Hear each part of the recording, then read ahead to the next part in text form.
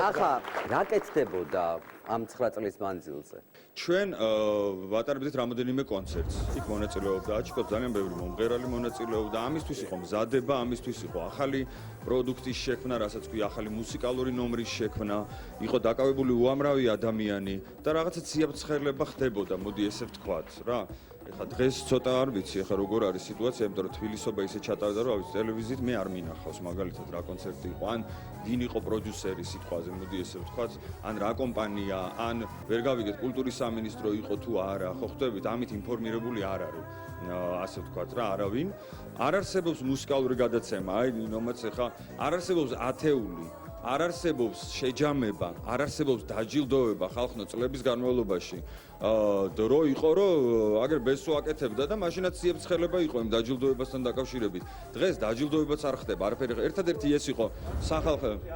არა, მე გეუბნები ისე მასობრივად, ისე გაშუქებით დავამთავრებ თუ შეიძლება ტელევიზიას კომპანია ყველა პროექტს და რატო იგებდა მარტო შენი კომპანია ყველა ტენდერს. ეხლა შენ შეცდომაში შედიხარ და შეკავს შეცდომაში მაყურებელი, იმიტომ რომ ყველა პროექტს ჯერტი არ ვიგებდი ყველა სახელმწიფო პროექტს, რომელიც ხორციელდებოდა შენი კომპანიის მიერ. აბსოლუტურად ყოილია რატო სხვა მითხარი, ჩამომითვალე რომელი, ჩამომითვალე, ეგ არის ყუილი და ძალიან თქო შეცდომაში ნუ შეკავს, იმიტომ რომ ჩვენ ერთადერთი ჩვენ კომპანიამ სად იყო ეკაკვალიაშვილი შენ პროექტებზე, რატო არ გამოდიოდა ეკაკვალიაშვილი? მაია ჯაბოა რატო არ გამოდიოდა? ქუჩის ბიჭებს რატო არ ეძახდით შენი კომპანიის ღონისძიებების დროს? ეხლა ვიგიპასუხებ. გიპასუხებ. შეგიძლია გაჩუმდეთ რომ გიპასუხოთ, ხო?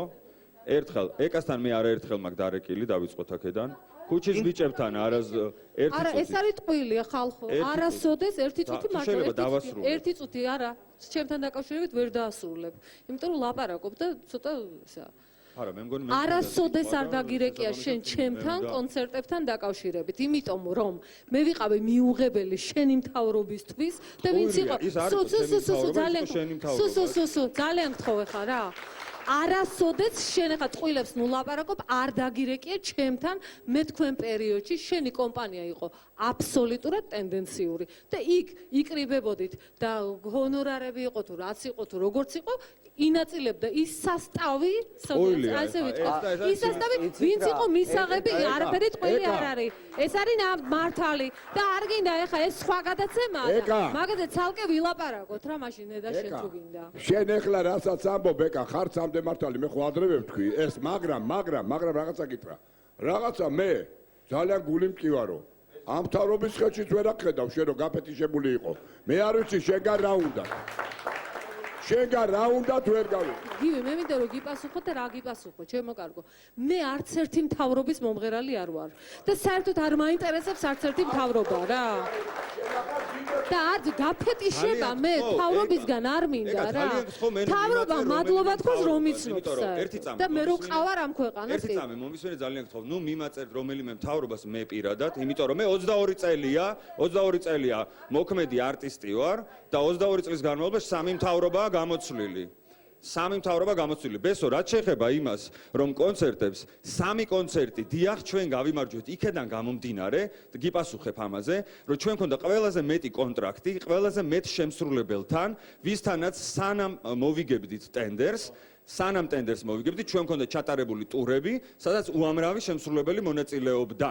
ეხლა ეგ მეორე მომენტია, მანამ ჩვენ ვის მოვიწმევდით, რატომ მოვიწმევდით და როგორ, იმიტომ რომ როცა ეს ერთ-ერთი მიწოთი, რომელიც სახელმწიფოს არ ეხებოდა საერთოდ. მე გიყვები შენ ლობისტები არ ყავდათ, ხა არავინ? როგორ? ლობისტები არავინ არ ყავდათ? არა, ერთი წონი ძალიან გთხოვ. მაშინ მითხარი, შენ რა პრეტენზია მე მომღერალი?